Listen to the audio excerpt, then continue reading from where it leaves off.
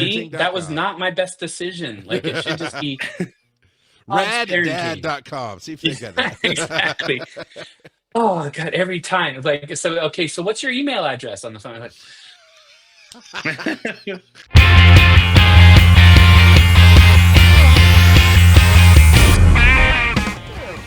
Jojo story. All right, perfect. All right, this one is straight for you, Todd.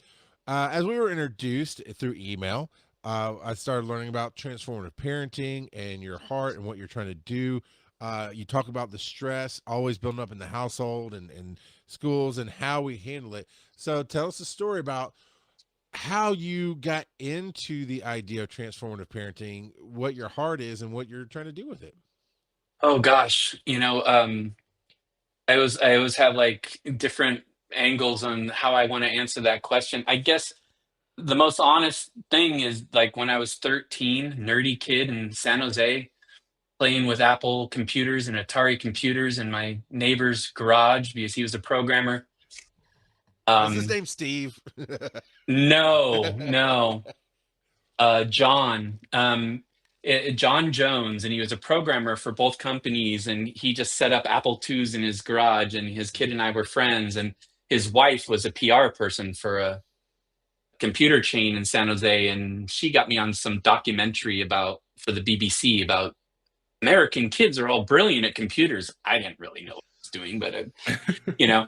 But around that time, my parents split, and they did it in a really ugly way. They did not behave as adults. Love you, mom. She's still around. Dad's gone, but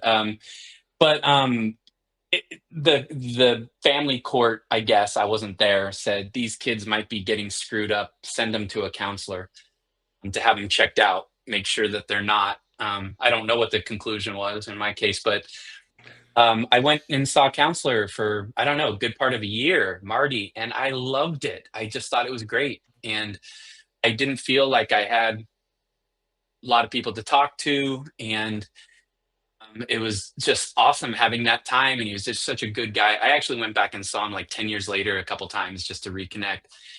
But I guess that was the beginning. I said, I want to do that. And so up until grad school and through grad school, I just thought I was going to be a counselor for kids.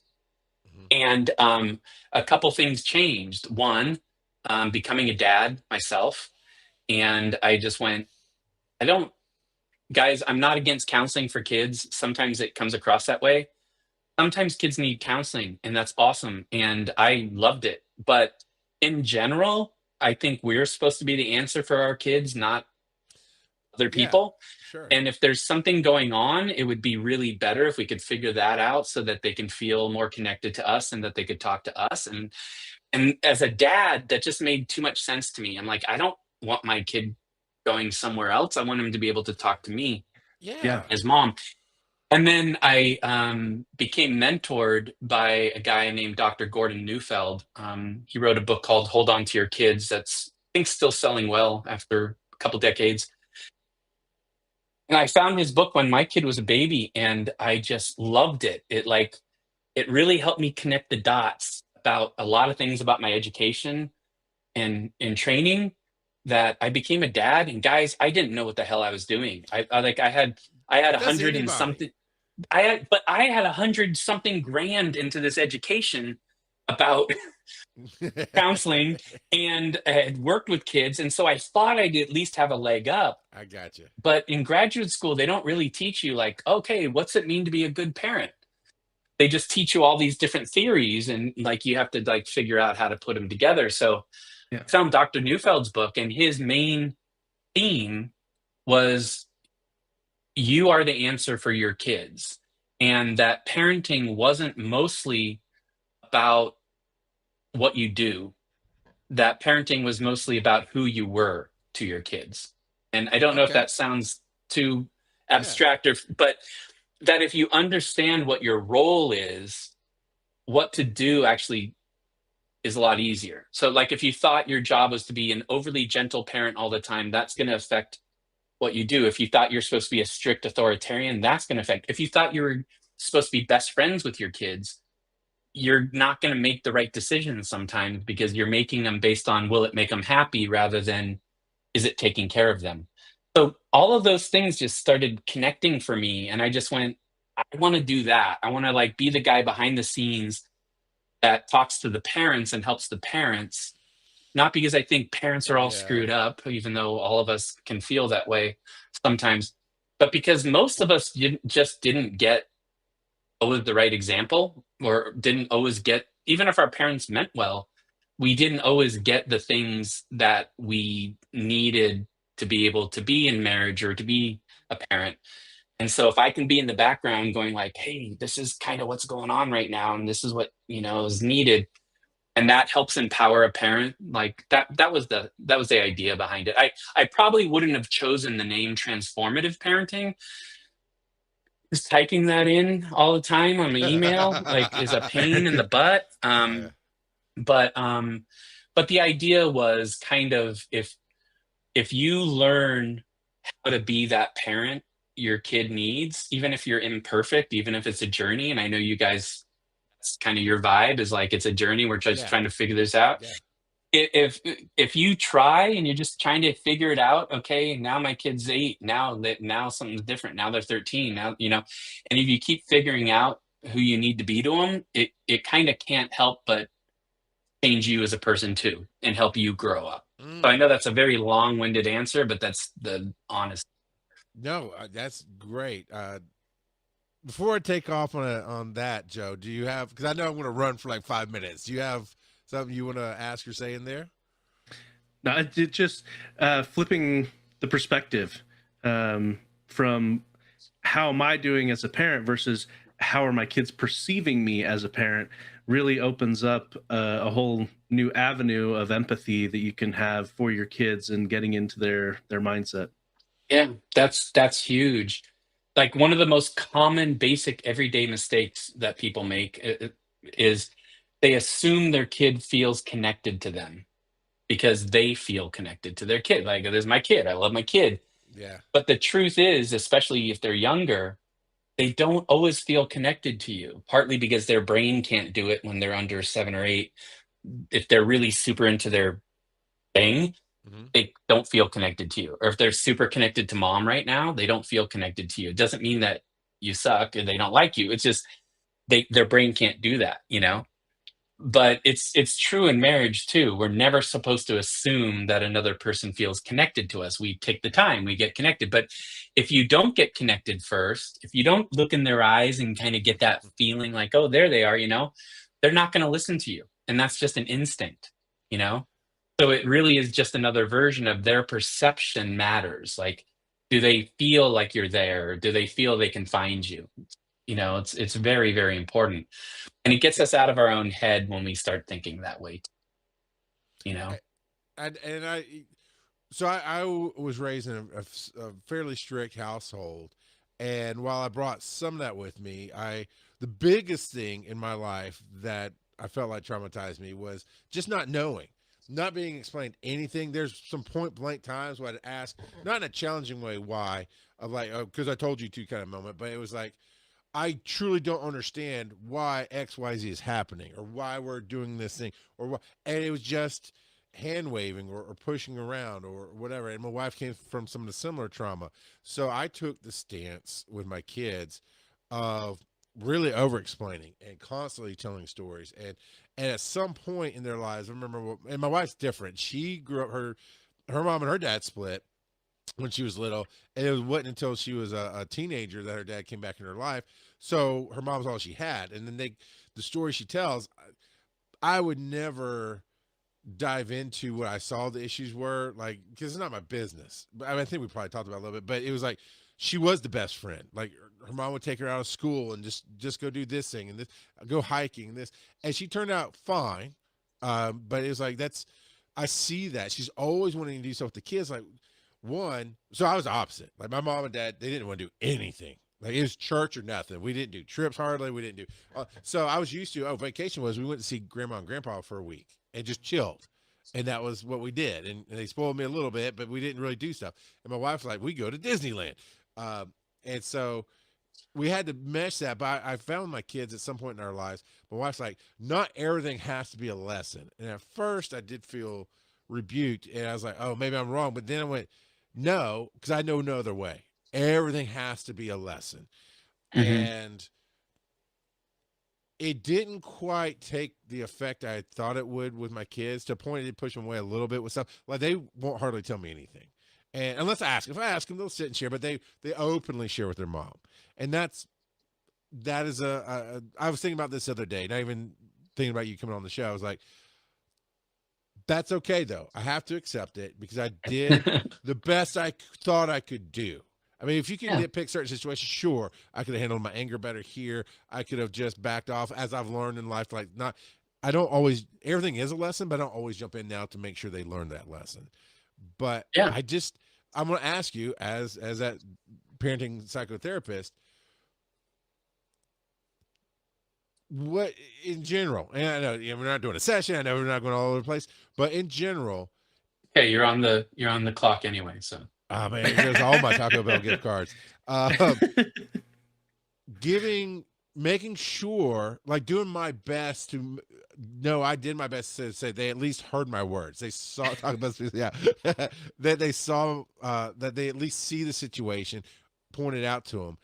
Is that possibly better than just going, it'll be okay, baby, and hoping they learn something Oh, later? I think so. Honestly, I think so. You brought up a lot of cool things there, and I won't go deeply into them. You can ask me any follow-up, and I know we might have to roll the dice some more. But one of the most important concepts that Neufeld taught me, that I teach the parents I work with, is just the idea of being alpha. And alpha isn't you're a dictator who like barks at your kids, and you're also not the best friend, and you're not, passive, like, oh, what do you guys want to do? It's you're the papa bear, you're the mama bear. Your job is to take care of them and be a leader. Your job is not to like be their equal, their best friend, or to necessarily explain everything all the time. It's being a good leader, because this is not a position of like being enforcing over them. It's a position of taking care of, and everybody wants that. In marriage, again, that's a whole nother thing, but in marriage, it's not just this. It's, hey, we're equals, but when you're having a hard day, I'm meant to kind of move to take care of you. That's not codependent, that's healthy. Yeah. And then we're okay, and then tomorrow you're having a bad day and I take care of you the way you feel taken care of, not the way I want to be taken care of. That's a big trick. I'm a couples counselor too. But with kids, we're meant to be in that alpha position, which is, my main job is not to make you happy. I want you to be happy. I want to have fun with you. I had great times with my kid going to spring training and, going to having adventures and geocaching and having fun. But my main job was not to make him happy. My main job was to take care of him, right? And that's a good thing. But also the not knowing thing. In talking about that, Charles, you're talking about one of the most important concepts, I think, in marriage and in parenting. And again, I'll try to be brief, but one of my mentors, Dan Tatkin, who's a well-known couples counselor, author guy, great dude. We used to nerd out about TV all the time. I would drive him to the airport when he was coming to do trainings, and I thought, I'll pick this guy's brain about the work, and we'd end up talking about The Wire the whole time, or whatever show we were watching. Oh, yeah. But he had this thing he said, I don't know if it was wholly original, but conflict versus deficit. And conflict is, if I think my wife is not doing something that I really need because she's just mad at me or doesn't want to, I'm going to have a conflict attitude, and I might be kind of mean back sometimes, even if I'm an evolved human being who doesn't want to do that. Right. And that's just kind of how it goes.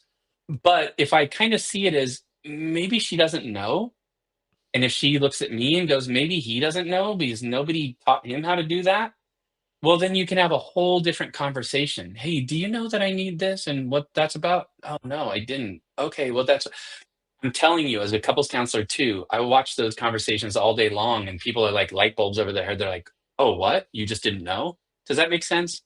Yep. Yeah, And it's true of kids too. People get frustrated with their kids all the time because of what they're yeah, doing on purpose. It's almost never on purpose. Okay. Like you can tell me a situation where your one kid was so mad at you because you had a bad week and this time you could tell me that and okay, I get it. In general, kids are just doing what's their instinct to do and what they know how to do. And they don't know how to do almost anything, you know? Even yeah, like once they start becoming 4, it looks like they know stuff. Now, look at the little mini me. It looks like a little adult. They don't yeah, know. And so when they're feeling upset inside, they go, I hate you. They don't hate you. Don't take it yeah, personally. They just don't know what to do all the feelings. You know what I mean? And so if we saw it that way, if we're just like, oh, my kid just doesn't know how to do this thing, you might still have a boundary with them. That's fine. Yeah, the whole gentle parenting thing sometimes is like people are like, you don't ever say no to a kid. No, yeah, you can set a boundary and say, that's not okay. We don't do that. But I don't have to yell at you and scream at you and make you feel bad to say that. I love you, but we don't do that. No, no, we don't. It's a no. We're not doing it. I love you. I know you're frustrated, but no, it's not mean, you know? And so I'm going off on tangents here, but no, we got you. our Yeah, job is to take care of them and to understand that for the most part, they just don't know what they're doing. And it's our job to guide them and help them figure it out. you were talking about saying no early on. So my brother-in-law got married 6 months after I married his younger sister. She's the baby of the family, and ultimately, my wife and his wife got pregnant about the same time. So my firstborn and his firstborn, or well, it's his secondborn, her whatever. My son and his daughter are about 4 days apart, and so of course, natural conversations of different parenting styles and this and that. One of the things that he said that blew my mind was as his kids were growing up, um, he said, "Well, if I can't think of a reason to say no, I just say why not or yes." And I'm like, because no, because sometimes you gotta you just say not for no reason, but you're not going, oh well, hey, can I go play in the street? No, no, you cannot. And I've tried to find a flow with my kids, um, but I don't know. I just realized I've always treated them like a small adults, and Mhm. to my detriment. Right there's some times when I do wish my daughter was the kind of daughter that wanted to come and just hang on me or sit in my lap, even though she's now 12, right? But the baby of the family, or like, hey, I want to do this cool thing. You want to come do it with me? And I don't get that as much as I'd like, but I also took the tactic of I I do regret this one. I used to say, "What's wrong with you?" And I felt the negative on that so hard every time I said it. I changed it to say, "I'm just trying to help you be a good human being. Right now, do you think you're being a good human being?" And I know it lands. I know it lands in their heads, even if in the moment they don't respond. But I cannot for the life of me think of a single time any of our kids, I got 4 kids, any of our kids looked at us at their different ages and said, "I hate you." You know, my wife says, "Oh, but my daughter hates me right now." Everybody, I was like, "You got to stop saying stuff like that because that's how truth comes about." But nobody But hates anybody. I hate you is almost always when it comes to people who love each other, it's almost always just an Yeah, expression of I have too much frustration right now and I don't know how to handle it. And so yeah, when I'm 4, I'm gonna punch you because my little brain doesn't tell me I'm not supposed to, you know? yeah. I don't have a functioning frontal lobe. And so if I'm really pissed off at 4 years old, I'm just gonna kick somebody. I'm gonna kick the dog. I'm gonna you know, push over my friend in the playground because I don't have that part of me that says that's not a good idea. I don't have the little angel on my shoulder. But when people have too much frustration inside, they express it in different ways. And when they're younger, they hit and they kick. When they get a little older, they get passive aggressive or sarcastic. Um, and in mine, Teenagers. I wasn't always the biggest kid. I wasn't always like the coolest kid, but I was kind of smart and I could I could float something over your head, I know Neufeld talked about that too sometimes, but I could be sarcastic, but that's a form of aggression, sometimes it's whining, but yeah, I think one of the things I wanted to say to you earlier, Charles, when you're in talking and now is like I think the journey of a parent is do your best. Mm, And then if you kind of find your conscience going, "Mm, I need to adjust that," then you adjust that, problem mm, solved. And again, if you're doing the same harmful thing over and over again, like, yeah, kind of try to stop that. But if you're noticing it, it's your conscience usually goes, that's not the dad I want to be. That's not the parent I want to be. Listen to that and then adjust. And then apologize if you need to. Not, oh my God, I'm the worst parent. Like, hey, I didn't like the way I was talking to you. That was crappy. I'm sorry.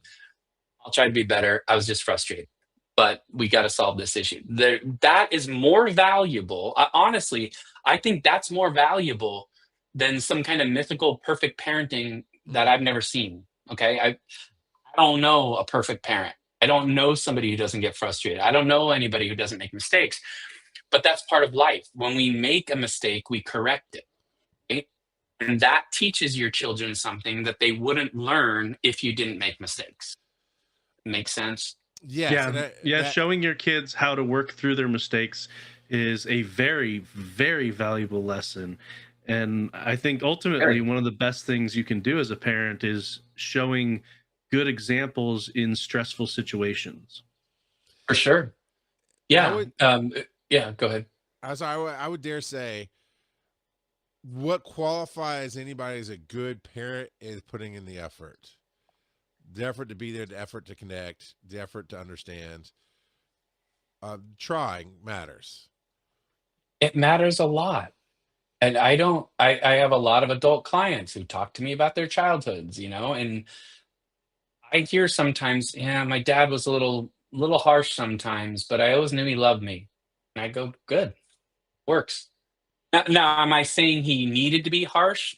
No, but I am saying that at least the love came through, and he did his best with what he had, and that's fine. But I guess I want to loop back just for a second about the no thing.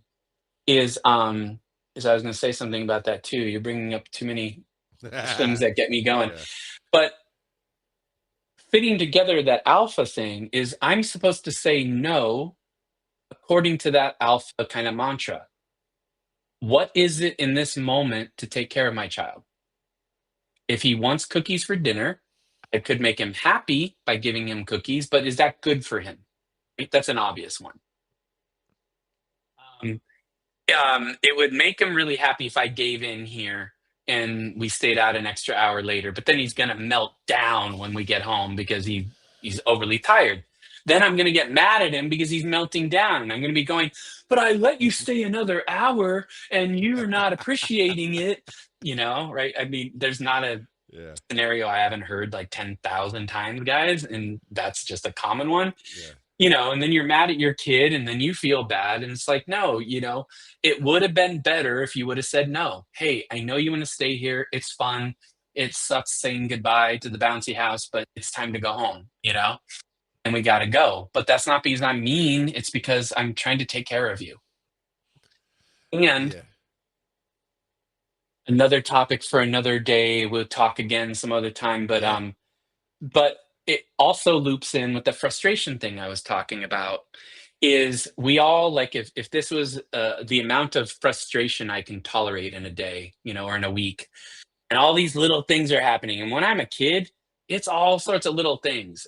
I have to wake up when you tell me. I have to go to bed when you tell me. I have to eat what you tell me. I have to go to school that you tell me. I have to do my homework, and I don't even get it. Whatever. My teacher was mean to me today. My mom thought I did something. My dad said he's just trying to make me a good human being in a really way I didn't like. Just hypothetical. I'm just Yeah, making that yeah, up. sure. But this builds up, guys, for all of us. Frustration tolerance. It builds up, right? And if we get to a certain point, we blow. Everybody. Okay. We start screaming at people in traffic, or we're really sarcastic to our wife, or whatever.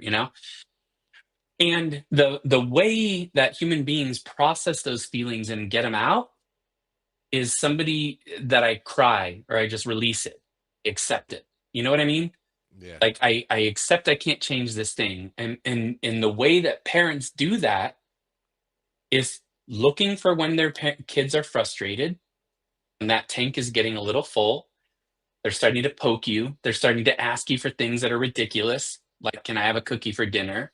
My kid asked me one time, he was overly tired. It's like 9 o'clock at night. He usually goes to bed at 7:30. We're exhausted, done, just, ugh. And we're not doing it because we're tired. We're not setting limit. And he goes, I want to go out back and play with the raccoons. We had these raccoons digging up our backyard. We had this big, beautiful grass area in our backyard in San Rafael, California. And I guess the raccoons teach their kids how to, get bugs or something, and they were digging up our yard. And I love most living creatures. I don't love mosquitoes and I don't love raccoons. And you go camping and they steal your cookies, and looping back to the cookies. Yeah. But that is the most ridiculous thing ever. But it was like his little 3-year-old was going, you guys are doing kind of a bad job of saying no to me right now and kind of being a little more firm. Can you please look, I'm going to make it easy for you. I'm going to go outside and play with the raccoons. Makes sense? And so you say no and you mean it and you stick to it. You have some compassion and empathy in there. Hey, I know you're having a hard time. I know I love you, but no. You just balance those things. I love you, but no. And hold them in that. And then what happens is, you guys, I'm sure have seen this. When you do it right, they cry, they get it all out. And then what happens? Like, what happens to a kid after they've had a good cry? Like, They feel better and they sleep. that's like us, Yeah. right? Like, just like us. If we're frustrated in our day, we'll pick a fight with our spouse because we're feeling, but once you get it out, you feel clean, you feel better. And all of a sudden, like that example of the raccoons, my kid was like, want to go to bed, daddy? And he was just a little demon a minute ago. Yeah. Now it's like, it's all, oh, okay, I'm better now. Thank you. It's a PG-13 show, but I sometimes call it emotional constipation. I think that's I safe, gotcha. right? That is safe. It's just, we're Yeah. getting it all out. So That- can you guys tell I go off on tangents? Did I miss some dice I rolls? love it. Were you rolling the dice when I was talking? No. But no, this is great. One, you should have your own podcast where you just take a question, go off on the tangent, give the advice, and send it out. Believe me, I've been thinking about it for like 5 years, and I just can't do. I'm just like, I don't know what I want to do. I don't want to do what everybody else is doing, and how would I do it? So I'll do it. I'll figure it out. I know a rock god that might be able to guide you in certain ways. Nice. 'Cause I think you're on to something here. We'd definitely love to have you back. We'll just do therapy night one night or something. I'd love. I knew I wanted to be on this show. I really like you guys. I it. like watching. So it seemed like it would be a fun hang. Where can people find you? Do you have a book? I know you have a website. Like they want to start either getting pointed in a direction where they need to go, like nationwide. I know you're out in California, so maybe in Georgia I couldn't necessarily, or maybe I could. So where can people start finding help, specifically your kind of help? Yeah, the website that was just up there, like, again, see, that was not my best decision. Like, it should just be raddad.com. See if they get that. Exactly. Oh God, every time. Like, so okay, so what's your email address on the phone? Like, PODD. Yeah. Transformative. Yeah. So yeah, the website is a good place. Has a little class on there. I love my YouTube channel. I don't know if all the videos are I started it when I was living in Osaka, and I had some extra time in the afternoon. My kid was off at school, and I decided to live overseas for a few months, and my clients were going to bed around noon, and so I started doing YouTube videos.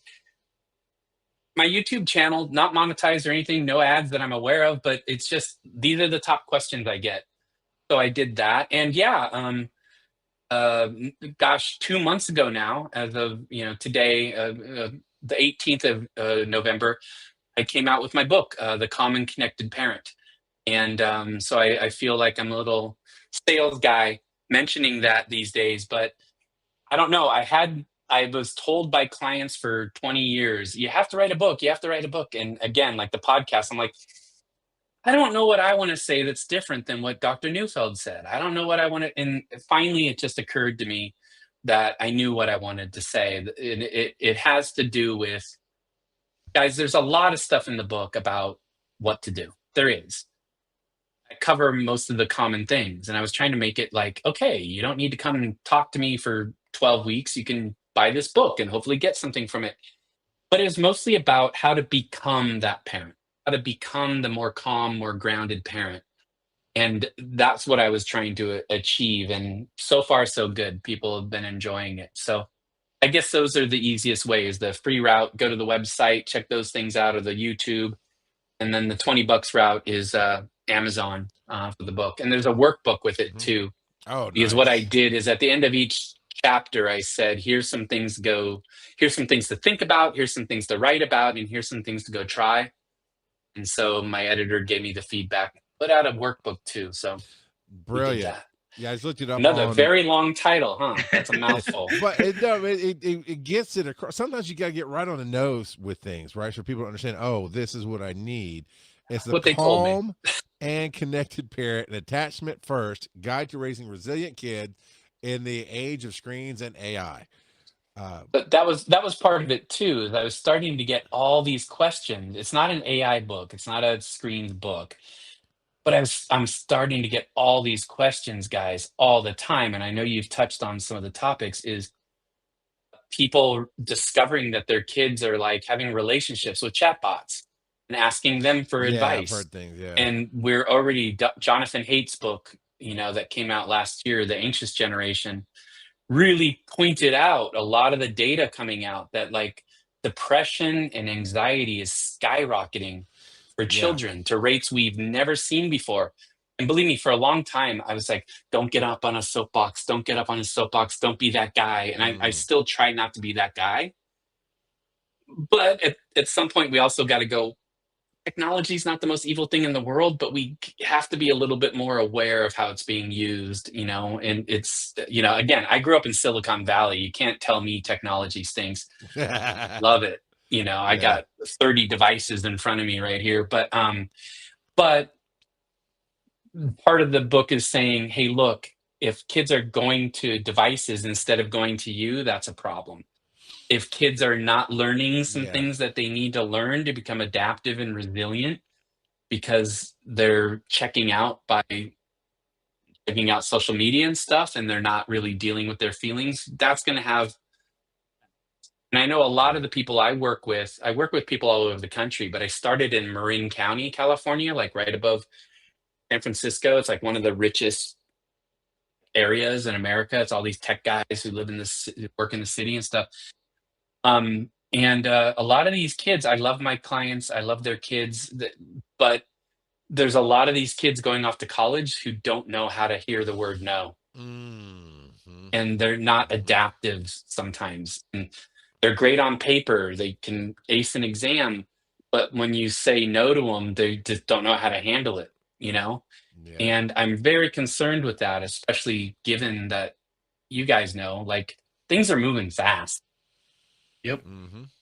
I grew up, I'm aging myself, but we didn't have phones. We didn't have, social media. And I was there at the beginning of stuff, and I had to walk to my neighbor's house to be on the computer. So that was a very long answer to how can people find out about you.